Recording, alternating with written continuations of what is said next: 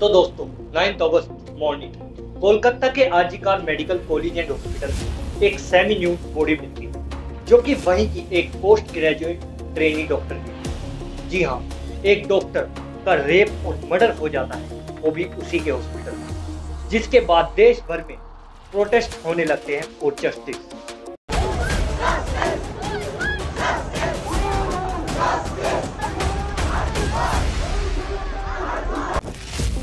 लेकिन क्या ये सिर्फ एक लौता केस है?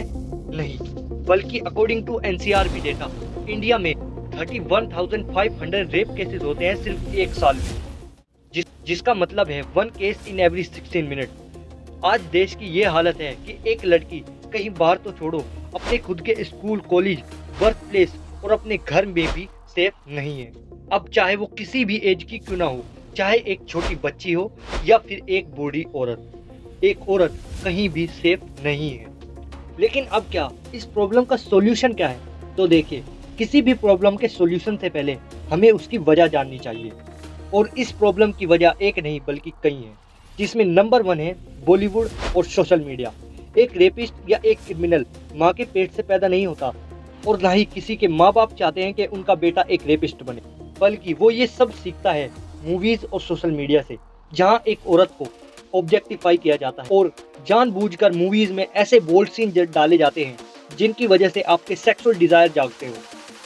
दूसरा मेन रीजन है इंडियन जस्टिस सिस्टम, जिसका शायद ही किसी क्रिमिनल को डर होगा, क्योंकि जिस देश में पहले से ही लगभग 5 करोड़ क्रिमिनल केसेस पेंडिंग पड़े हो, वहाँ इनको भी पता है कि इनका नंबर आने में सालों लग जाएंगे। For example 1992 Ajmer sex scandal, जिसमें क्रिमिनल्स को 32 साल बाद यानी 20 अगस्त 2024 को सजा सुनाई गई।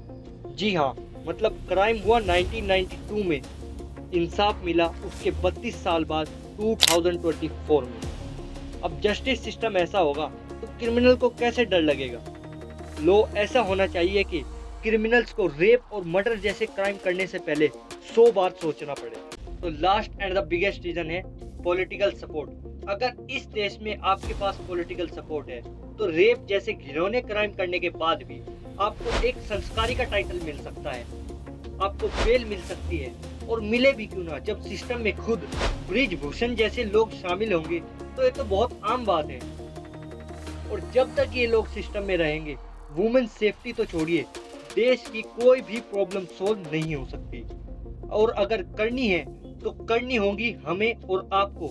जैसे आज हम साथ मिलकर एक बड़ा इम्पैक्ट ला पाए हैं, वैसे ही हमें देश की हर एक प्रॉब्लम पर साथ मिलकर लड़ना होगा। देश की प्रॉब्लम हिंदू या मुस्लिम नहीं, बल्कि अनएम्प्लॉयमेंट, इन्फ्लेशन, एजुकेशन जैसे मुद्दे हैं, जिनसे भटकाने को हमें हिंदू मुस्लिम का मुद्दा दे दिया जाता है। लेकिन ये हमें और आपको समझना होगा कि हमारी असली प्रॉब्लम्स क्या हैं, और साथ मिलकर लड़ना होगा जैसे पहले लड़े थे और जीते थे।